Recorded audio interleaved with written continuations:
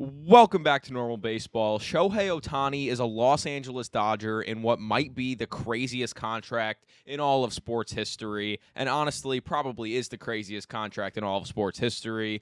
Welcome back to Normal Baseball. I'm Alex Normal Dog. That's Lewis, and that is the big talk of the town right now. That is pretty much all we're going to be talking about today is that Shohei Ohtani contract.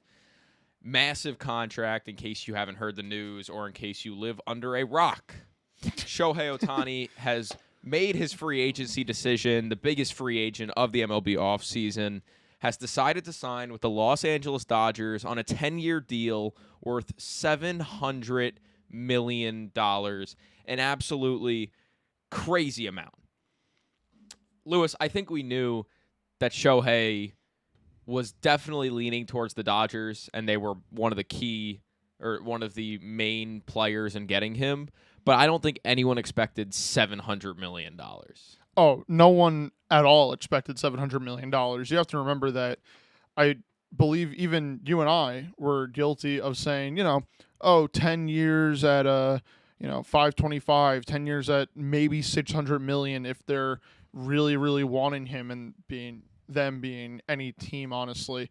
But the fact that they went all the way up to $700 million and the way that this contract is structured, which we're going to get into in a little while, is bizarre. It's crazy. I was not here for the initial reaction episode. I did watch yours, I must say. Good job, Alex. Round of applause for that.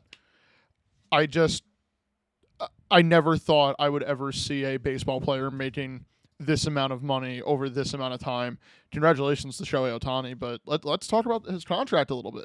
Yeah, congratulations to Shohei. We're going to talk about his contract, but first, obviously, just talking about what it means for the Dodgers to have signed him, and more importantly, why the Dodgers were probably the best team that could have signed him. I think the day before he signed, the whole flight of Shohei Ohtani happened, where people were tracking a flight to Toronto that was reported that Shohei was on, and it turns out he wasn't even going to Toronto. He wasn't in Toronto. He was literally just at home the whole day, while the entire baseball community was flipping out over the fact that he might have been in Toronto or traveling to Toronto about to sign with the Blue Jays. Just simply not true. One of the craziest days in sports media history, because of how many credible writers were reporting that he was going to Toronto, and he just wasn't. So that was a crazy day. And what I want to kind of get your take on before we actually talk about the contract is what it means for Shohei to have signed in Los Angeles with the Dodgers. Obviously not with the Angels. Funny. Of Anaheim. With the Dodgers. Because I do think that if he were to go to Toronto or even Chicago, I think it would have been a little worse for baseball. I think signing with the Dodgers was the best case scenario in terms of growing the sport of baseball. In terms of marketability for the game of baseball, yes. I mean, you're talking about a Los Angeles Dodgers team that is a 1-2-3 of Mookie Betts, Shohei Ohtani, and Freddie Freeman, which it doesn't get any better. Those are 3 out of the top 5 hitters in the National League. Dare I say 3 out of the top 5 in all of baseball.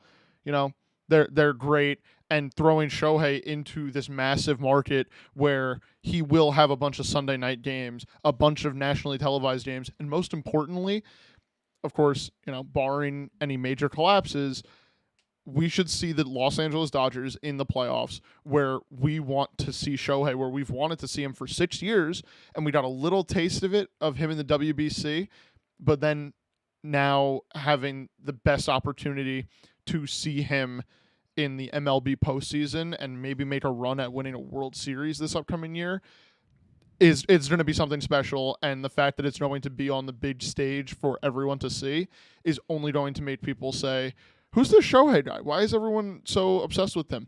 Let me watch a game. Let me go to a game. My local team is playing him. Let me go visit them. I think it's great for the game. I don't even think you need to look at the other Dodgers superstars. Yes, they have Shohei. Yes, they have Mookie Betts and Freddie Freeman. But I think even if this team had no one on it, going to one of the top 2 biggest markets, I'd say, being LA, it's right up there with New York, is huge for the game. I don't know. I just feel like if he were to have gone to Toronto, not many people. Blue Jays games, like you were saying, they were going to have less nationally televised games. Blue Jays games, I think on the daily are a little less accessible than Dodgers games. Yeah. I don't know. I think that this was probably the best place that he could have signed in terms of notability and let's grow the game, because obviously moving from Anaheim to Los Angeles is a big deal in its own. So crazy move. And I feel like we all saw this coming.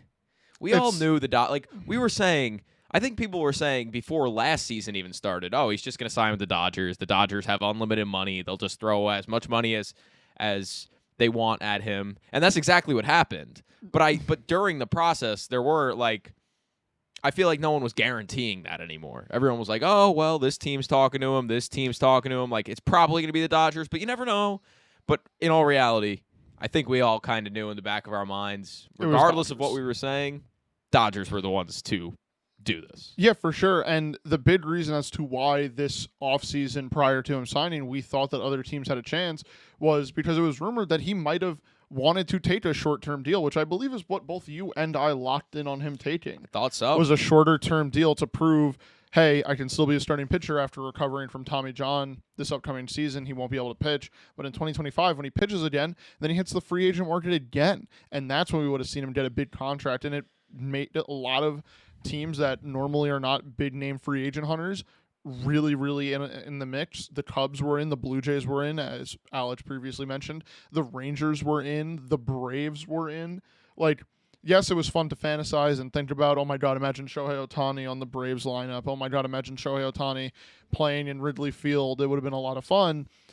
But like you said, in the back of our minds, I think it was beyond clear that Shohei Ohtani was going to end up on the Dodgers.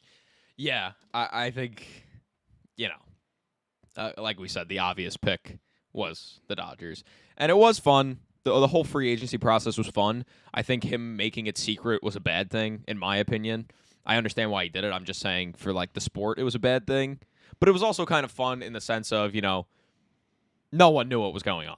And it was just absolute chaos, which, again, was probably a bad thing at the end of the day because it was entertaining.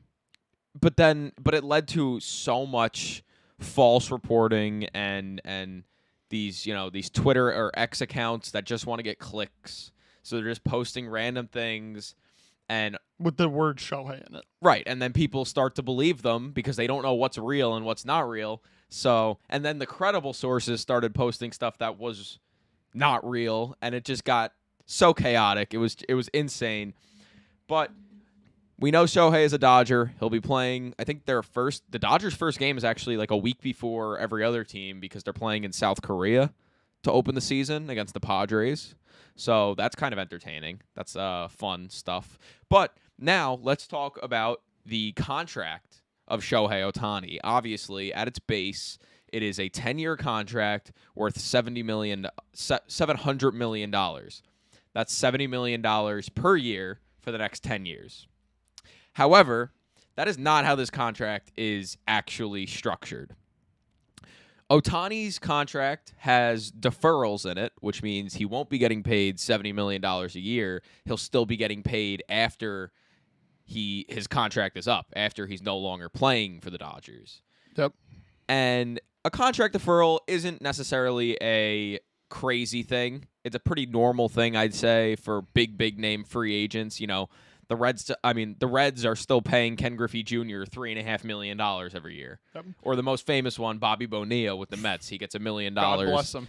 every year from them. So deferrals aren't necessarily a foreign thing in Major League Baseball. However, during his 10 years of playing for the Dodgers, so 2023 to 2034 or 2033 or whatever. 2033. Ohtani's only going to be making $2 million a year during that time span. So basically, while he's playing for the Dodgers, Shohei Ohtani will only be making $20 million.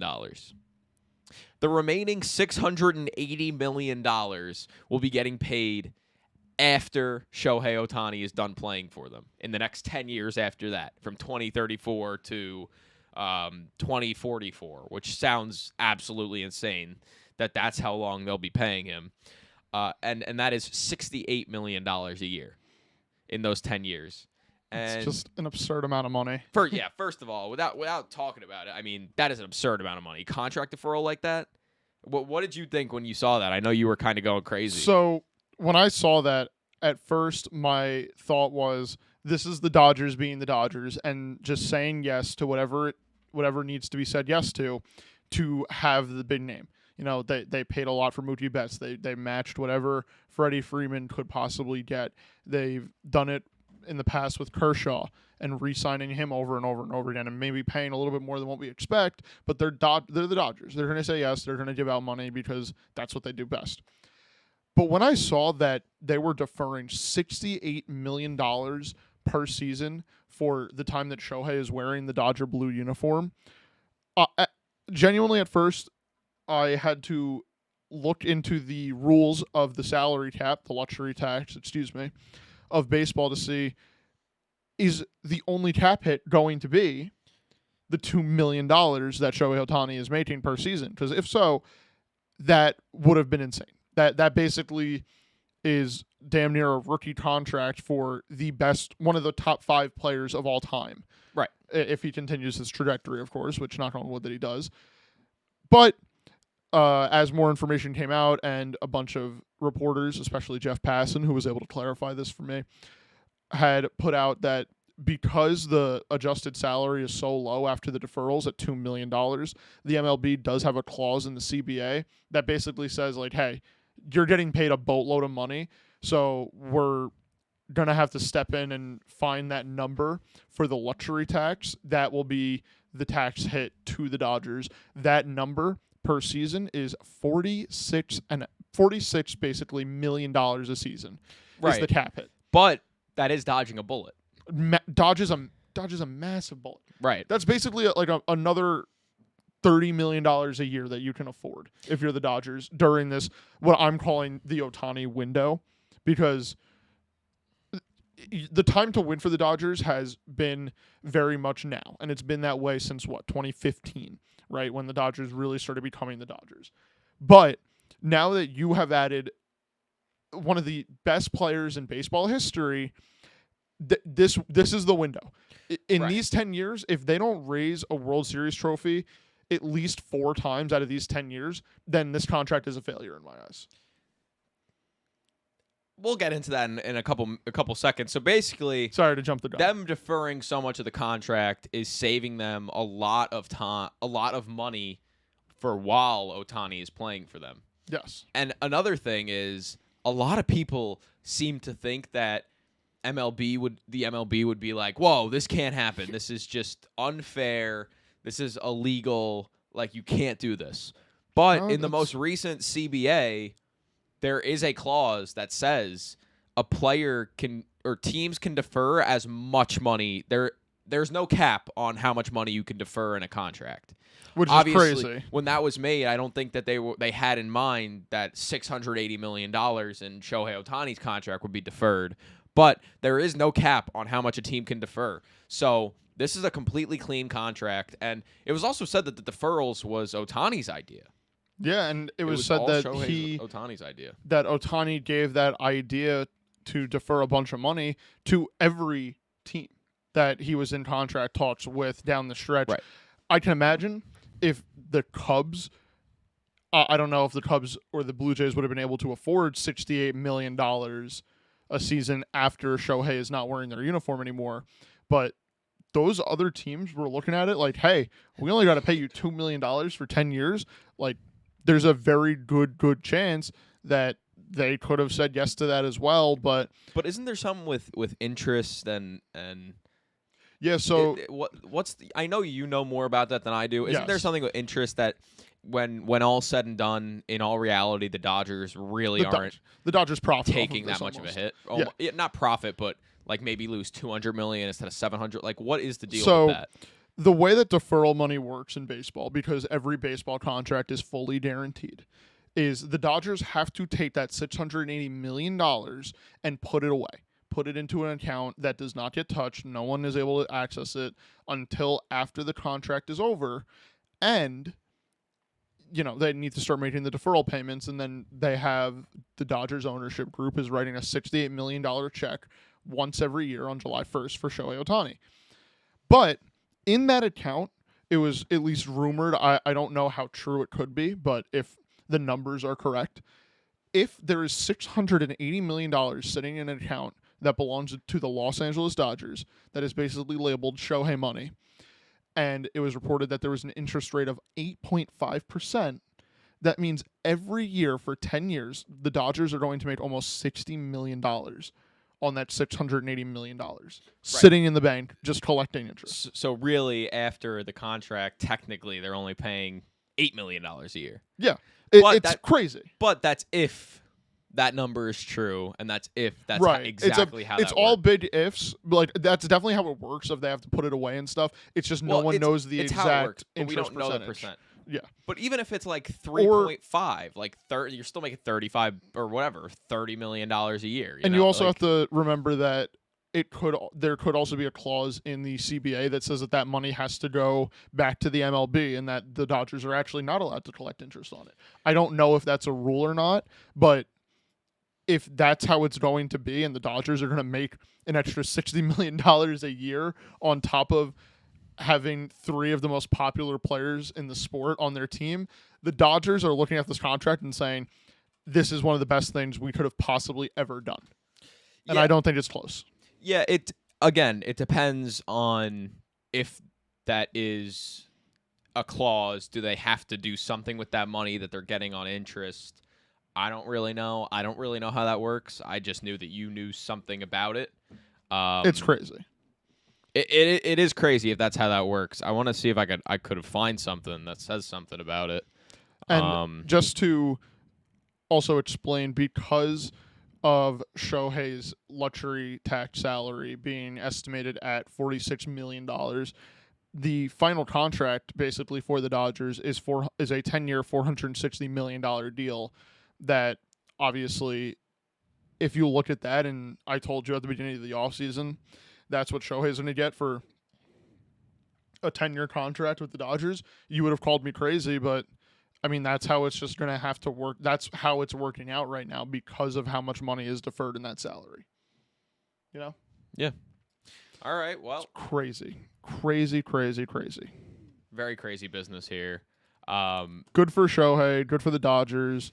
Like you said, I think it was the best place for him to go in terms of the sport of baseball needing him most. It's great. And guess what? He's still on the West Coast where all of the Japanese fans and all of the fans across the globe will be able to watch him at a very convenient time. I'm very happy that Shohei is happy and is where he wanted to be. Like you said, it was pretty obvious from a year ago that he was going to go to the Dodgers. Yeah, and another reason that Shohei wanted to defer so much money is so that the Dodgers could spend more money in the 10 years that he is on the team. Obviously, only having to pay $2 million for Shohei's contract every year and $46 million in tax every year rather than $70 million or whatever, paying $70 million a year in his contract. He wants them to go out and get other free agents using the money that they're saving on his contract while they're playing with him. He wants a winning team. He was sick of being on an Angels team that was not winning, playing for basically nothing because they weren't making the playoffs. Shohei Ohtani has never played in a playoff game. And I think he's sick of that. The Dodgers have made the playoffs the last 12 years in a row. The Dodgers have a winning culture. The Dodgers have the money to go out and get other guys, which is especially why he wanted to defer so much of his contract so they could do that exact thing, go out and pay other guys and make a super team. Would you dare say, crazy word in sports? Not only is it a crazy word in sports, but it is a crazy word in the sport of baseball just because of how many different players you need on a roster. You need a 26-man roster. And when you're talking about super team, you're talking about, more than half the team being all-star players. Or better. all-star or better players, MVP caliber players. They already have Mookie Betts. They already have Freddie Freeman. Walker Buehler's coming back this year. They have Will Smith. They have Max Muncy. They have some really, really big name players. Don't clout deny Evan Phillips like that. Love Evan Phillips. Evan Phillips. And Ohtani wants them to add to this. So you thought the Dodgers, the 100-win Dodgers, were scary last year. Imagine with not only Shohei Ohtani, but if they do go out and get, multiple other top free agents. So again, scary. My question is, will the Dodgers be building a super team this offseason? Honestly, if you're the Dodgers after getting swept by an in-division rival in the Diamondbacks that went on to make the World Series, you are sitting there and you are spending as much money as possible. You know that you deserve you as in the Dodgers have earned the right to give these guys on your team, the Mookie Betts, the Shohei Ohtani, the Freddie Freemans, and all the other guys, including Jason Hayward, James Outman, everybody, a fair chance to compete for a championship. And if that means going out and spending more money and getting more guys, then they're going to do that, because now with such a low salary for Shohei Ohtani for the time that he's wearing the Dodger uniform, it's hard not to see them spending a boatload more money. And if they do go over that second or third luxury tax tier, they're not going to care, because they're trying to set themselves up to be World Series favorites by a long shot. Right, and I think with the right moves, they definitely will be World Series favorites by a long shot. I mean, their main thing right now is starting pitching, and they are one of the main players in the Yoshinobu Yamamoto sweepstakes, who could be their next target to get in free agency. The Yamamoto sweepstakes is kind of crazy right now, because it's rumored it was right before Shohei Ohtani signed. I think the big consensus was that this was an ordeal between the Mets and the Yankees, and it was going to be a bidding war between the two New York teams for who could land Yoshinobu Yamamoto. And then right after Shohei signed with the Dodgers, I think a lot of people said, all right, well, especially after the information about the deferrals came out, I think that everyone kind of figured, all right, Dodgers are going to get him. They have the money now. They're going to give him a 10-year contract for whatever, $300 million, and that'll be that. Yep. So, but at the same time, now the Yankees just met with Yamamoto again yesterday. Brian Cashman, a rep for Hal Steinbrenner, and I believe a couple more people from the front office flew to L.A. just to meet with Yamamoto. And then the Dodgers met with him again today. So it seems like it's not just a lock for Yamamoto to go to the Dodgers. It seems like the Yankees and the Mets are probably really every big market team. Yankees, Mets, Giants, Cubs. No one is really ruled out of those teams. And what do you think? What do you think about the Yamamoto sweepstakes? Because it certainly is heating up now that Shohei Ohtani is signed. The Yamamoto sweepstakes, I think, are going to go down, of course, barring that he is the pitcher that we have expected him to be and still expect him to be when he comes over here. I think it's going to go down as one of the craziest bidding wars we have ever seen in the game of baseball in terms of a free agent, because Yamamoto, I mean, I don't know how many times I've said it on this podcast, he pitched to a 1.78 ERA over in the Japan League. Like, he was disgusting. He is exactly what teams like the Yankees, like the Mets, like the Dodgers, like the Giants, Blue Jays, and Red Sox, who are all linked to him right now and have been meeting with him. This is the guy that everybody needs. And it's not even like it's a need that, if we miss out on him, like, we can pivot over here. No, all of these teams, all six of the teams that I just mentioned, it's Yamamoto or bust for them right now. I think, like you said, the biggest choice for him is going to be the Dodgers, because he can get paid a boatload of money and he can play with Shohei Ohtani, who they won a WBC championship together. And Yamamoto has said, like, he would prefer to go somewhere in a big market that has another Japanese star on it. It makes too much sense for him not to go to the Dodgers. No, I agree. It doesn't make too much sense for him not to go to the Dodgers. Excuse me. The only other team based on that, could be like the Mets because the Mets have Kodai Senga, so that's another kind of guy. Right, but then you remember that Yamamoto's agent said that he would prefer to have Yamamoto as the star of a city and not playing in the shadow of another team, which obviously rules out teams like the Angels, like the White Sox, like the Mets. Right, but again, money kind of is a driving force with most people. So not how true, but how much they'll stay true to that, you don't really know, because I'm not ruling him out signing with the Mets just because they said they don't want to sign with a I guess technically newer team from an area. I'm not kind of. No, I agree with I'm you not on ruling teams out because of that. Yes, but So, I mean the pedigree. I think. Let's be honest. I think it's going to come down to the Yankees, the Dodgers, and the Red Sox. That's my I think the opinion. Giants are in there too. I don't think so. I'm not ruling out the Giants. I think Yamamoto wants to play for a historic franchise. The Giants are a historic franchise. I just not. The Giants not in the are same way. one of the most historic franchises in baseball. I'm saying moved right from now. New York to. I'm just saying right now. I don't see that for the Giants. But you just said historic, but you're saying right now.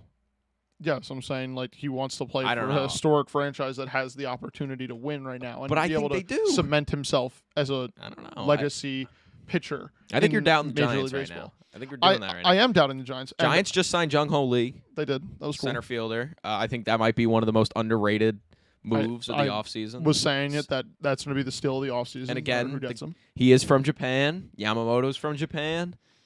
There is that connection there. He said he wants to play with a team with other Japanese players on it. Jung Ho Lee may be from the KBO, but he's from Japan.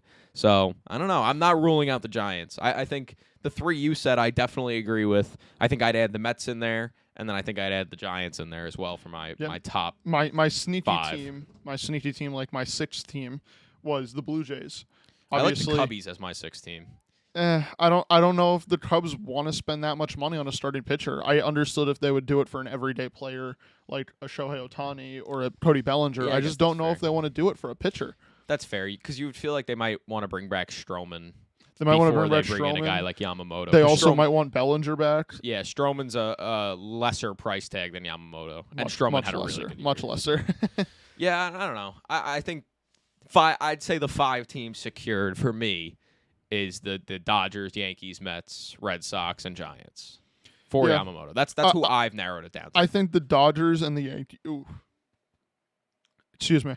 I think the Dodgers and the Yankees are like the 1A, 1B type of team, and then I have the Red Sox in second, well, technically in third, because I just don't see a world where we don't see the two biggest juggernauts in sports, honestly, in North American sports, in the Yankees and the Dodgers bidding for this guy. And yes, you can say, oh, Cohen will open the wallet. We've only seen him do it one time, and that was for these old pitchers that they wound up having to pay $30 million a year. And Lindor. And Lindor. But to basically pay other teams to take them away. Like, I just don't think that they're going to do that with Yamamoto. I think the Mets are kind of in this limbo state where they don't even know what they want to do. Well, they've told people what they want to do, but they don't know how they're going to do it. And I don't think the right direction for them is signing Yamamoto. But hey, if they do sign him, I'm all in for it. It'd be fun. I do fear that we won't know the answer to this now, but I am starting to fear that Cohen might not be that scary owner, that scary billionaire owner that we thought he was going to be. We thought he was just going to go out there and do kind of a old-timey Yankee thing, and let's just buy our way. Let's get all the best players on our team. No matter how we do it, let's buy our way to a championship. He tried. And, I mean, he tried, but he kind of has backtracked on it now. It didn't really work out for him. He's backtracking on it now, and I fear that he is not going to make New York a place where big-name free agents are going to go, and he's rather taking Flushing. Not all of New York. Well, it is New York, and he's taking more of the let's try to just build a big farm system. Let's try to be the 2019 Nationals kind of thing. I don't know. It's just weird. It's not what we really expected to see from Cohen. I think if you said in 2020, do you think Steve Cohen is going to be a big player in signing Shohei Ohtani? I think your answer would be absolutely. He's the richest owner in all of baseball. And the Mets never really even officially formally made him an offer or met with him. Like, he wasn't really interested, Ohtani. Ohtani never really reached out to them. So I don't know if that says something about Queens or if it just says, like, Ohtani didn't really even want to play for the Mets. I think it was Ohtani wanted to stay. At the end of the day, Ohtani wanted to stay on the West Coast. Yeah, I mean, he doesn't have to move. The Yankees, Yankees got a formal meeting, but there was never even a contract with them. They were linked to him. The Red Sox got a formal meeting, never got a contract from them. The Braves were players for some reason, and they had contract talks, but I think that there was no chance before he decided, Long-term. before he figured out that, hey, the Dodgers are going to give me like a 10-year contract. Yeah, Like, I think that was before he realized that, like, okay, I'm going to get a long contract. Like, I'm not talking about these 2-year contracts anymore. I'm getting a long contract. Yeah, but going back to Yamamoto, I do think this is a classic Yankees-Dodgers bidding war that we are about to see. The two powerhouse teams. What's interesting to me is Yamamoto would be a crazy big addition to the Dodgers rotation because I think that is their downside right now, the Dodgers rotation. For sure. Right now, it's really Walker Buehler is the main highlight, Bobby Miller, obviously. And then, after that is a lot of guys that you could see not being on the team for all that much longer just because they'll bring in other guys. I expect them to re-sign Kershaw. I don't think it'll happen right away. I think it'll be closer to when the season starts, but I do expect them to re-sign Kershaw. It might be Kershaw's last go-around with the Dodgers specifically, not necessarily that he'll retire after. And then you got to remember that Shohei Ohtani is supposed to return to the mound in 2025.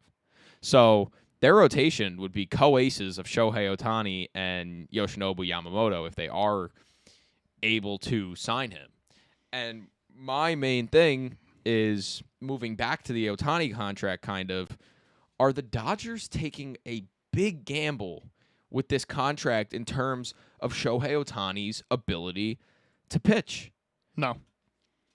You don't think so? No, and but it's as do simple you as think that. Shohei Ohtani will be pitching for the next 10 years in addition to hitting?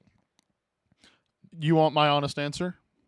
I wouldn't have asked if I didn't want your honest answer. I think that we are going to get, obviously not this season, but I think we're going to get 7 more years of him starting at a high level because that's just what Shohei does. Starting at a high level or just pitching at all? Starting at a high level. Okay, so do you think – that's not my question. My question is, do you think he will be pitching for the next 10 years while he is also hitting for the next 10 years? Do you think he'll be doing both for the next 10 years? Yes.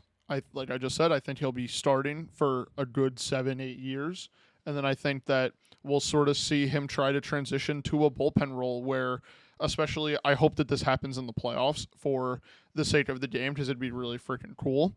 But if the Dodgers have a 3-1 lead in the NLCS, sit Shohei, DH Jason Hayward, move the lineup around a little bit.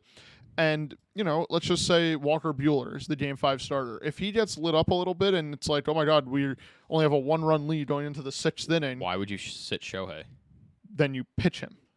You could still bring him in as a pitcher if he's DHing. I just don't know if he has the capability to get warmed up for a super long period of time. We saw him in the WBC. He got warm for one inning. If he's relieving, I'm sure he can. Right, but I'm saying like a 4-inning save, basically. Could he do that? Yes, but I just don't think that he could also hit in between all that.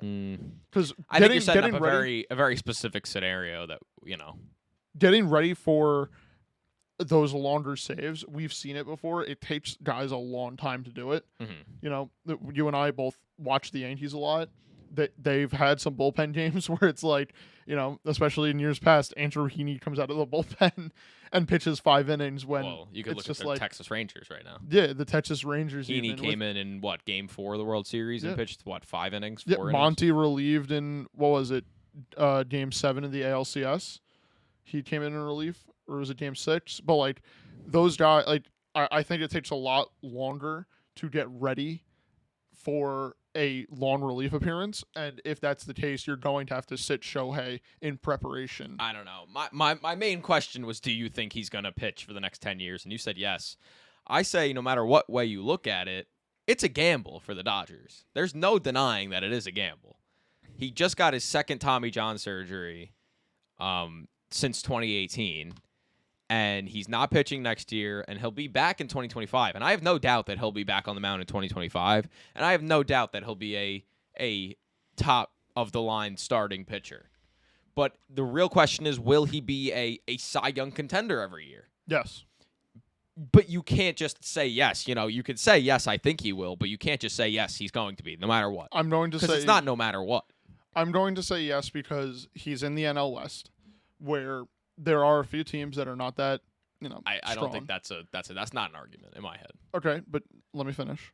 Well, I also do think that the power of the Dodgers to utterly smother a team pulls another, like, the opposing team out of competition to the point where it's like you just kind of stand there and let the pitchers do their thing. And I'm not saying that they're not going to be competitive, in terms of the opponents at bats against the Dodgers, but you have Shohei Ohtani on the mound who, I mean, I'm going to be honest, in 2022, that was a year where I could have understood if he was a Cy Young finalist or even won the Cy Young. Like, Shohei Ohtani is a very, very good pitcher, and I think he can only get better over time, in my opinion. I see what you're saying, but I absolutely hate your arguments, and I think both of the arguments you just said are completely, invalid. You just told me that the Dodgers are just going to score so many runs that teams are just going to stand in the box and let Ohtani strike him out. That's not going to happen. It's more of the mental game. That just seems so invalid to me. I think I was more of saying, do you think he's still going to have the stuff? Yes. Do you think he is still going to be the same pitcher in terms of being able to catch guys swinging at crazy balls and throwing 100 miles an hour? Because I feel like throwing 100, being the same pitcher in the sense of just ability to dominate lineups. And I'm saying yes. Yeah, right. You just had me a little confused because your answers were really just based on, I think the Dodgers are going to be good, so the other teams are just going to give up and let Shohei do his thing. I don't know. I see what you're saying, though. I still think no matter what way you look at it, it's a huge gamble for the Dodgers because, God forbid, if you look at the other side of the coin, Shohei Ohtani isn't the same pitcher when he comes back. If you look at that side of the coin, because it's definitely a possibility.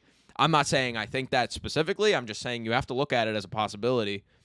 What do you do as the Dodgers then? This is $700 million guaranteed to this guy, and say when he comes back, he's not an ace caliber starter. And you're like, oh, well, maybe this guy is more of a $50 million a year guy or a $60 million a year guy.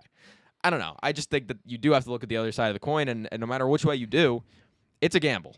The gamble is more on the Dodgers for not including escalators or incentives in the contract starting in 2025 that maybe his base salary was $39 million just for his hitting, and it could have went up to $70 million a year based on his pitching numbers. Right, but that would have been the smart biggest thing was getting guaranteed money, though.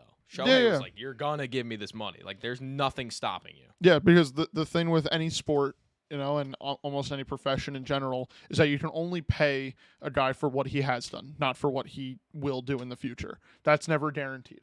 You have to look at his stats and say, okay, you've gone through Tommy John once, and guess what? You bounced back and you were an all-star 3 straight years, and in 2023 you were on track to have an even better pitching season than your 2022 campaign until you got injured. You have to trust this guy. You have to believe in him, and you have to say, you're going to come back again and you're going to do it again. If you're the Dodgers, you have to force yourself into thinking that way, even if you don't want to, because it's not every day that Shohei Ohtani or a player even close to his caliber will be on the free agent market. I see why they think that, and I see your argument in terms of, you have to think that. He's come back from a Tommy John surgery once. He's been good once. He's been borderline better after Tommy John surgery. Yeah. I see why you think that, and I see why they thought that, but just to guarantee that much money to someone who, you can't guarantee him even pitching again, to be honest. I mean, let alone at that level. Yep. It's just crazy. I'm not shocked that he's making this much money. I'm shocked that it's all guaranteed, no matter what. Yeah, no escalators or incentives is the scary part if I'm in the Dodgers organization. Which is the big gamble that I was talking about. So Ohtani's a Dodger at the end of the day. It's kind of scary for the rest of the league. And the Dodgers certainly aren't done in free agency. They will be adding, because you can't have Shohei Ohtani defer all that money and then not spend an absurd amount of money on other guys. So we'll see what happens there. Dodgers, Shohei. Speaking of Dodgers possibly building a super team, let's talk about the free agents that are remaining that they could sign. Let alone not just the Dodgers, but any team could sign these free agents. And let's talk about them. I know two big free agents that specifically the Dodgers are linked to right now is Josh Hader and Yoshinobu Yamamoto. But Josh Hader, he's a big name free agent right now too. Closer. He's arguably the best closer in baseball. Yeah. You want to talk about guys that simply put have it.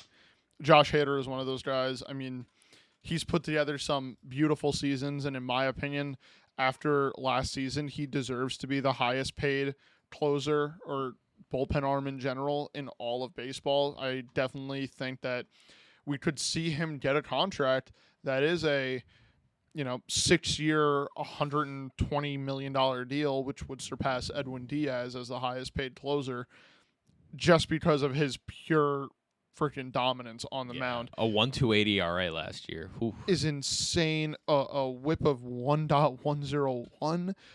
Oh my God. I mean, only 8 earned runs and 85 strikeouts over the course of 58 games for the Padres. That is crazy good. And not even to mention that we've seen Josh Hader both in Milwaukee and with the Padres come in very big situations and shut down an offense.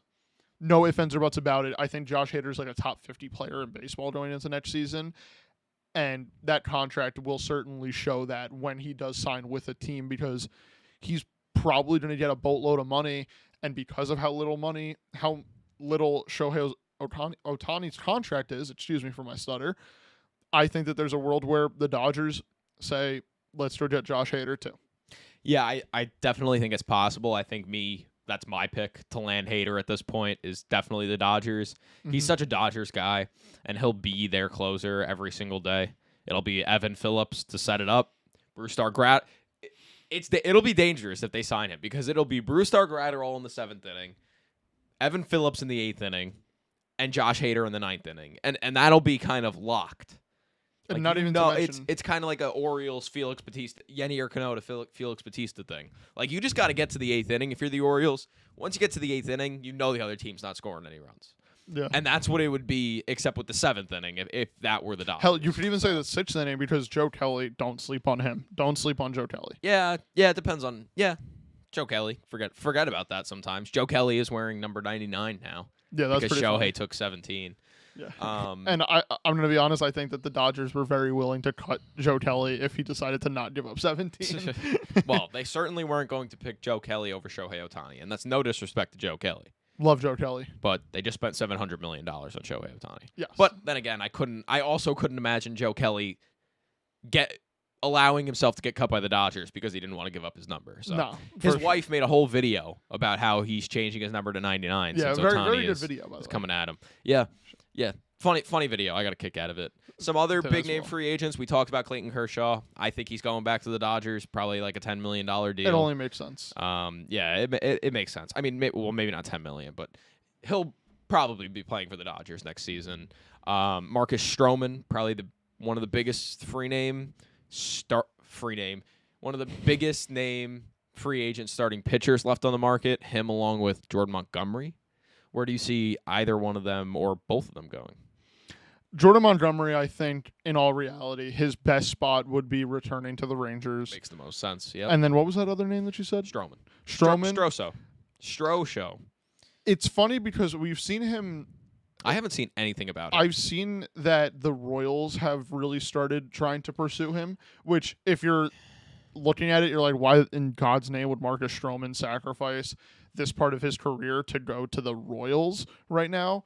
I do think that a very good spot for Marcus Stroman to go to would be reuniting with the Blue Jays.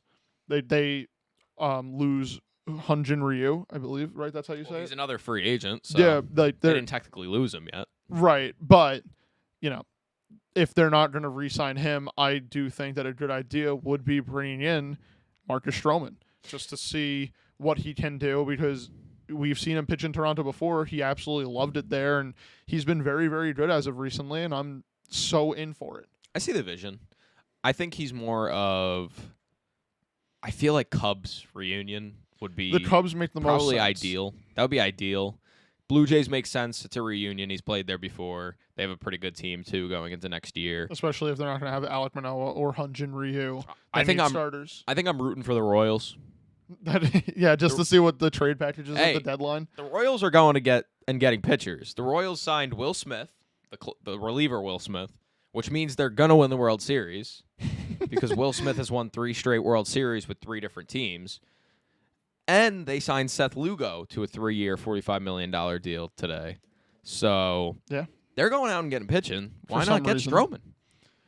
Stroman? And as for Montgomery, Rangers makes the most sense. I saw a lot of Red Sox stuff too, which would be crazy because he played with the Yankees. I saw a lot of Yankees stuff. The Yankees are interested. Me personally, if I was Jordan Montgomery. If I was Jordan Montgomery, I would say absolutely not Yankees. Like, you didn't believe in me, and that's why you traded me, and I completely proved you wrong, so I'm not coming back. I just think that's I think just him and Nathan Eovaldi at the top of that Rangers lineup looked so good in the postseason. Oh, yes, rotation. Excuse me. And Scherzer will be back. Yeah, hopefully back to form, like how we've seen him play I would do before. my best to sign with the Rangers if I was him. Yeah, Jordan Montgomery should be with the Rangers come opening day. If not, it means that he's getting an opportunity to be more than a 2 or 3 guy. And I'm so down to see Jordan Montgomery in the ace role. Maybe not for a super competitive team, but a team that could. Like, if he goes to the Cubs, I think he could be their starting pitcher 1. We'll see. Depending on how Justin Steele starts the season, of course. But I'm excited to see where Monty signs. I'm especially excited to see where Marcus Stroman signs. And one other guy that I want to touch on really quickly is the NL Cy Young Award winner, Blake Snell. Yeah, that is a big one. I keep forgetting about him. Literally, in the first week of the offseason, it was rumored that only the Dodgers and the Padres were in contract negotiation talks with him. And since then, it's been all quiet. And I think it's because, like we've said before, it's really hard to evaluate how much money a guy like Blake Snell deserves when we know he's only going to go 5 or 6 innings every game. He's not like a Garrett Cole. He's not like a Jordan Montgomery, Nathan Eovaldi, Jacob deGrom that could in any given day do a fucking no-hit shutout. Like, Blake Snell is not that type of guy, so evaluating what type of contract he deserves is a difficult thing to do, and I'm curious to see what you think he's going to do. Great fit for the Dodgers because we just talked about how the Dodgers bullpen is kind of lights out when you just make it to like the 6th inning, 7th inning type thing. So the Dodgers makes the most sense in my opinion. I think in terms of a contract, he's going to get a lot of money. No matter which way you look at it, I don't know he's going to get a lot of money. He's going to get. I could see it's going to be 22 a year. I think he's going to get north of 25 a year. I don't know. Or 25, like 25 a year, 24, 25. And he'll probably get a pretty long deal as well. So I think he's going to want to secure his job for the next I'm saying foreseeable future. How about 6 years at like 125? Or like 135. 135. Call it 6 at 135. 22 and a half a year. I see just more than that. I just see at least 160, 150. I don't know. It's so hard to figure out a guy like Blake Snell. Especially once Yamamoto signs, he's going to be signing for a lot of money. It's going to push the free agent starting pitching market. It's going to push that up, and he'll probably have leverage for more money, and I think that's probably what he'll wind up doing. Yeah. That's just the way I see it going down. It's really interesting. I'm excited to see where he signs. Cody Bellinger, we haven't even talked about yet. Big free agent. It seems maybe Blue Jays. He was in Toronto not too long ago. He was in Toronto at least this weekend. We know that for a fact. So it doesn't matter. I haven't really heard of any other teams like in talks with him that deep. So right now, I still think that Boris and Bellinger are too high on the amount of money that they want. I think the best bet for Bellinger, if he wants to remain in the same sort of spotlight that he has been in for the entirety of the 2023 season, is going back to the Chicago Cubs and just riding it out there. Like, that team can be competitive. Obviously, their only real signing of the offseason has been Craig Counsell. They want to make another splash, and if that's bringing back Cody Bellinger, that's what the Cubs need to do, and I think that's the best fit for Cody Bellinger because no other team wants to really give him the amount of money that him and Boris thinks he deserves, probably besides the Cubs. I'll tell you what, Red Sox fans really want them to give him as much money as he wants. And I think that's really funny because the Red Sox, new president of baseball ops, you thought they were going to spend money, and they just have not so far this season. So Yeah. I think that's pretty funny. Another guy, I think maybe now that Jung Ho Lee has signed, I think maybe now the most underrated free agent, in my opinion, is either Hector Neris or JD Martinez. I think two really, really valuable guys that maybe don't get as much attention as they should. That's just to name more names, to keep your eye out for those two where they sign, because I think those will be pretty big signings under the radar. And that's really all I got for remaining free agents that really catch my eye immediately. I'd say also Dick Mountain always catches my eye. Rich Hill. Ducks legend always catches my eye. Along with you want me to drop a bombshell on you really quick? Oh, God. Because this is kind of like the Shohei episode, honestly. The Giants agreed to match the contract that Shohei got from the Dodgers. That just shows how much Shohei Ohtani wants to win. Where are you seeing that? The Athletic. Did they agree to defer it? Agreed to the exact deal Ohtani signed with the Dodgers. So that counts the deferrals? I would assume so, because that's part of his contract. Well, so then it's definitely just Ohtani wanted to win, and he thought, well, I said don't sleep on the Giants, and I still do agree with that, but obviously if you're looking at it, if you're getting the same deal from both the Dodgers and the Giants, you're going to take the Dodgers, especially because of what they've already built and how much they can spend extra. So, I don't know. It makes sense to me. And he didn't have to move. It really came down to winning and not having to move. And I think Dodgers have the Giants beat on both of those things. For sure. Geography saved the Dodgers. It did. Once again. And that's all I got. I mean, Shohei is a Dodger. That's the end of the day. Shohei's a Dodger. Kind of crazy. Shohei Ohtani is a Dodger. Wow. Wow. And do you have anything else, Lewis? Shout out to all the remaining free agents. Can you guys hurry up and sign? And I'm going to make this statement right now. The Dodgers are breaking the win record set by the 2001 Seattle Mariners. Wow. Drop the mic on that one. Wow. All right. Well, if you enjoyed, make sure to leave a like, subscribe, follow the podcast, and share with your friends. Let us know what you think of Shohei Ohtani's massive groundbreaking contract, what you think it means for the sport of baseball as a whole. And we will see you guys in the next one. A peace.